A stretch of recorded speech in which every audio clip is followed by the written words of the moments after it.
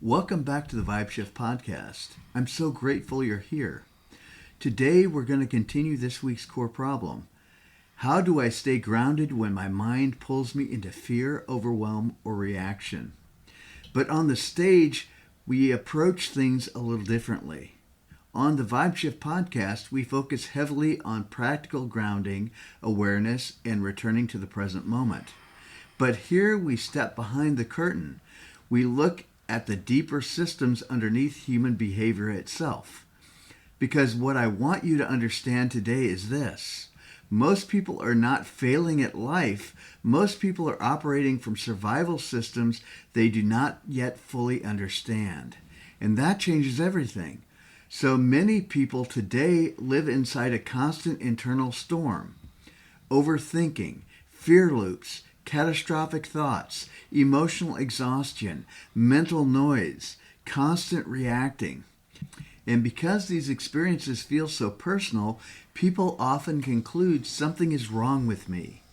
But what if that's not actually true? What if the mind is not broken? What if the mind is attempting to protect? Now, that protection system may no longer be serving you well. It may be exhausting you, limiting you, keeping you small, keeping you fearful. But understanding that there is a system operating underneath the reaction changes the entire conversation. Because systems can be observed, and what can be observed can eventually be transformed. One of the things that I have been deeply noticing lately is how quickly the mind attempts to move away from the present moment. It moves into the future. What if this happens? What if things go wrong? What if I fail? What if I lose something? What if I cannot handle what comes next? Or it moves into the past. Replay, regret, embarrassment, pain, mistakes, identity loops. And meanwhile, life itself is only happening here, now, this moment. The only place we can actually breathe, the only place we can actually move, the only place we can actually create change. And yet the mind often resists remaining here. Why?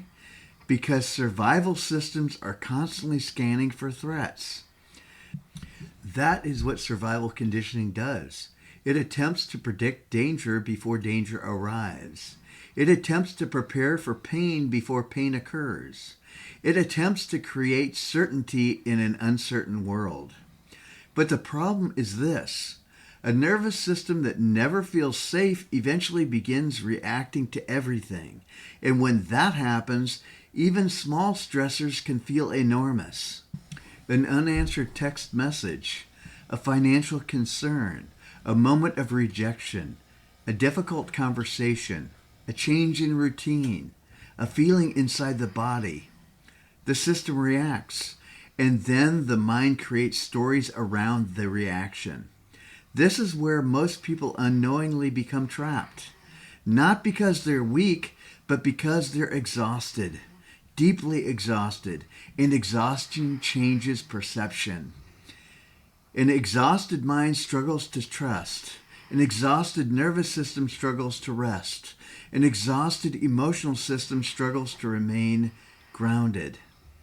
This is why healing cannot simply become positive thinking, because positive thinking alone does not calm an overwhelmed survival system. Understanding does. Awareness does. Compassion does. Grounded presence does. And this is where something important begins to shift.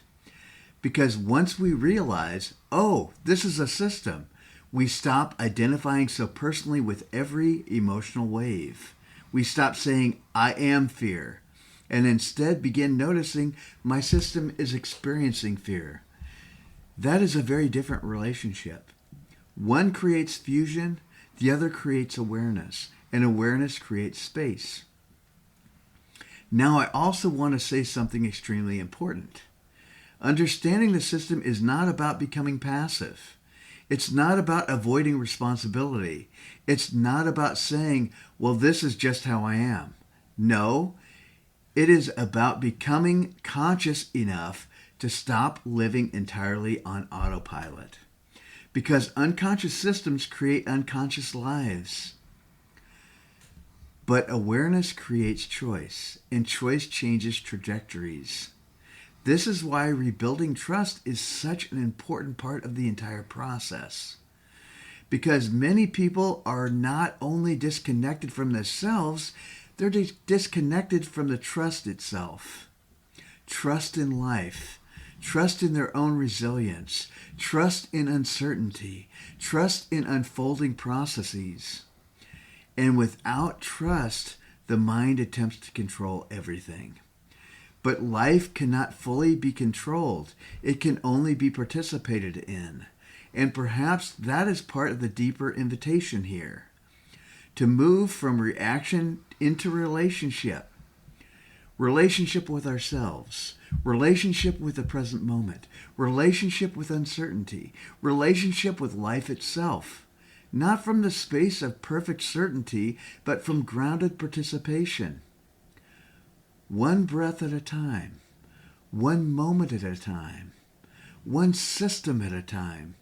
And maybe today, instead of asking, how do I stop reacting forever, we begin asking a gentler question. What is my system trying to protect right now? That question alone can change everything, because compassion opens doors that force never could. Thank you for spending this time with me today.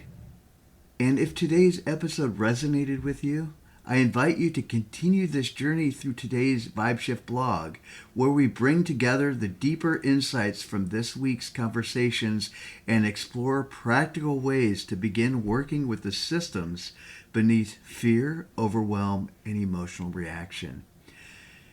Because awareness is powerful, but integration is where real movement begins.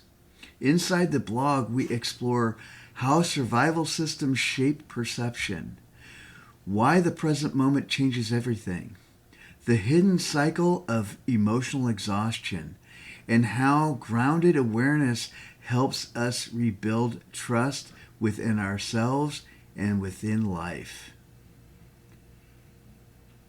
If today's episode spoke to something deep inside you, the blog was created to help you continue that reflection. Please follow the link to the Vibe Shift blog. Until next time, keep breathing, keep observing, keep grounding, and keep remembering. You are not failing. You are learning how to understand the systems shaping your experience of life. And awareness is where transformation begins.